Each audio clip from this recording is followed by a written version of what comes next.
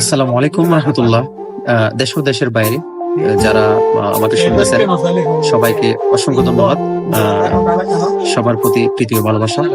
আজকে এমন একটা টপিক নিয়ে কথা বলবো আমি, যেটা আসলে বাংলাদেশের মোস্ট অফ দা টপ বর্তমানে আওয়ামী লীগের কার্যক্রম নিষিদ্ধ করার ব্যাপার নিয়ে শাহবাগ থেকে শুরু করে প্রধান উপদেষ্টার বাসভবন ঘেরাও, পরবর্তীতে শাহবাগে গিয়ে জড়ো হয়ে আওয়ামী লীগের নিষিদ্ধর দাবিতে তারা অনশন অনশন বললে হবে না, তারা অবস্থান নিয়েছিল।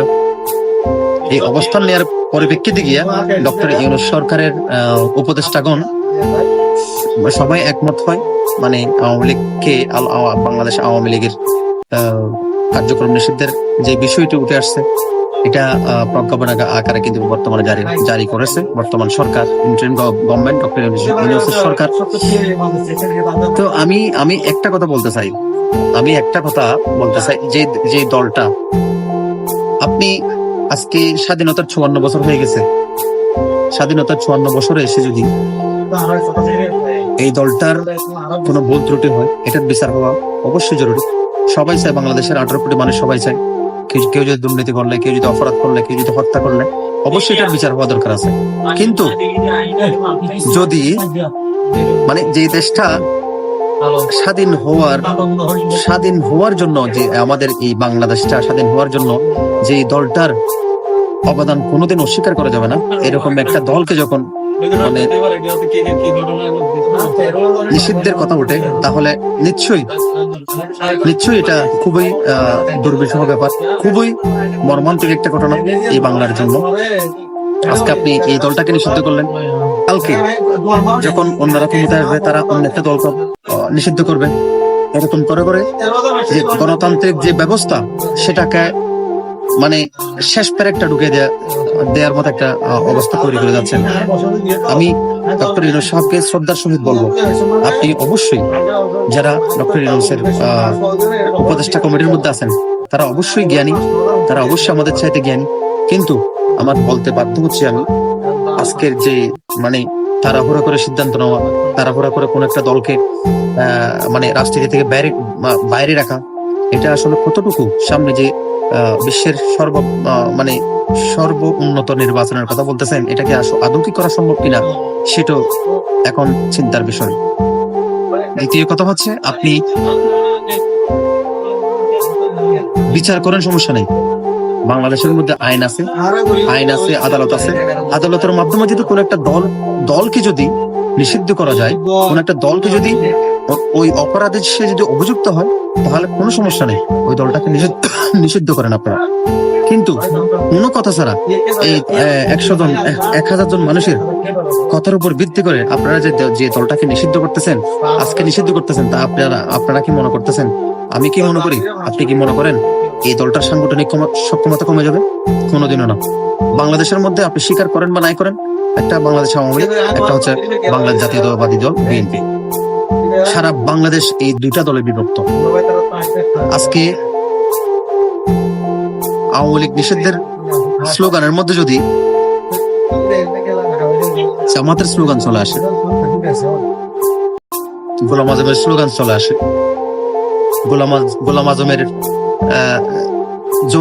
মানে গোলাম আজমের দেশে আওয়ামী লীগের টাই হবে না, এটা যদি মানে আজকের 2025 সনের নতুন প্রজন্ম, শিক্ষিত প্রজন্ম যদি বলে মানে গোলাম আজমের বাংলায় আওয়ামী লীগের টাই হবে না, আমি তাদেরকে সবিনয়ভাবে বলতেছি, আপনারা শিক্ষিত, আপনারা সুশীল, আপনারা এই দেশটা সম্পর্কে জানবেন। এই দেশটা সম্পর্কে জানার পরে, যে দেশটা 1971 সালে স্বাধীনতার বিপক্ষের শক্তি ছিল, যে গোলাম আজমের প্রত্যক্ষ বা পরোক্ষভাবে সে জড়িত ছিল, এই দেশ স্বাধীন হওয়ার বিরোধিতার পিছনে এই জামাত ইসলামী জড়িত ছিল, জামাত ইসলামের যে বড় বড় নেতাগুলো জড়িত ছিল, যারা দেশটাকে স্বীকার করে না, এখন তাদের বাংলা হয়ে গেছে। আমি সত্যি এটা আমি একজন বর্তমান প্রজন্ম, কিন্তু আজকের বর্তমান প্রজন্মের কাছে যদি গোলাম আজমের বাংলা যদি শব্দটা শুনি, সত্যি মানে মনটাকে আর বোঝাতে পারি না, মনটাকে বলার মতো কোনো ভাষা নেই। আমি খুবই দুঃখ ভারাক্রান্ত মন নিয়ে বলতেছি, এটাই কি ছিল স্বপ্ন? এটাই কি বৈষম্য বিরোধী আন্দোলনের স্বপ্ন ছিল? গোলাম আজমের বাংলার কথা বলার আপনারা অন্য কোনো স্লোগান পেলেন না? আপনারা কি মনে করতেছেন আপনারা কোন একটা দলকে নিষিদ্ধ করার পরে আপনারা কোন একটা দলকে নিষিদ্ধ করলেন, কোনো সমস্যা নেই। ওনাদের যদি কোনো সমস্যা থাকে, ওনাদের যদি কোনো আইনি ভাবে যদি কোনো ধরনের সমস্যা হয়, তারা যদি দেশ বিরোধী কাজ করে, তারা যদি হত্যা মামলা করে, আপনি 100 বার করেন, আপনি তাদেরকে 100 বার আইনের আওতায় আনেন, তাদের বিচার করেন, কোনো সমস্যা নেই। কিন্তু কোন একটা দলকে নিষিদ্ধ করার পেছনে কোন একটা দলকে নিষিদ্ধ করে দেবেন বা তাদের কার্যক্রম বন্ধ করে দেবেন, এটা বন্ধ করে এটা কি কোনোদিনও এই দেশের স্থিতিশীলতা বা এই দেশের সার্বিক যে অবস্থা, এটার উন্নতি করা যাবে? কোনোভাবে না। তো আমি একজন দেশের নাগরিক হিসাবে, আমি একজন দেশের মানুষ হিসাবে আমি তীব্র প্রতিবাদ জানাচ্ছি যে দল নিষিদ্ধের যে বাংলাদেশ আওয়ামী লীগ 2013 সালে জামায়াত ইসলামীকে তাদের সন্ত্রাসী কর্মকাণ্ডের জন্য তাদের যে একটা দলের যে প্রক্রিয়া আছে, এই প্রক্রিয়া বন্ধ করেছিল। আজকে 2024 এসে দলটাকে নিষিদ্ধ করলো। 5 আগস্টের পরে 1 মাসের ভিতরে এই দলটাকে আবার নিষিদ্ধ মানে কি বলে নির্বাহী আদেশের ফলে ওই দলটা আবার তাদের মানে গণতান্ত্রিক অধিকার ফিরে পাইছে। এটা কোনো ব্যাপার না। আজকে সেই 54 বছর আগের বিষয়টা এখনকার বিষয়টা এক না, কোনোভাবে না এক না। কিন্তু আজকে 2024 সনে বা 25 সনে এসে যদি গোলাম আজমের বাংলাদেশ হয়ে যায় এটা, তাহলে এর ছেড়ে দুঃখজনক, এর ছেড়ে দুঃখের কোনো কিছু আর হতে পারে না। তাই আমি বলবো আপনারা একবার চিন্তা করে দেখবেন এদেশটা কার, এদেশটা কারা স্বাধীন করছে, এদেশের অবদান কোন কোন মানুষের, এদেশের অবদান এই দেশটা এই লাল সবুজের পতাকাটা আনার জন্য দেশের কত লক্ষ লক্ষ মানুষ শহীদ হয়েছে। এখনো পর্যন্ত সেই ঢাকার মধ্যে গণকবর, হাজার হাজার ঘর বাড়ি পুড়ে দেওয়া হয়েছে। কিন্তু আজকে এইরকম একটা দেশের মধ্যে এটা গোলাম আজমের বাংলাদেশ কেন হয়, আমি আর মানে আপনাদেরকে বলে বোঝাতে পারবো না।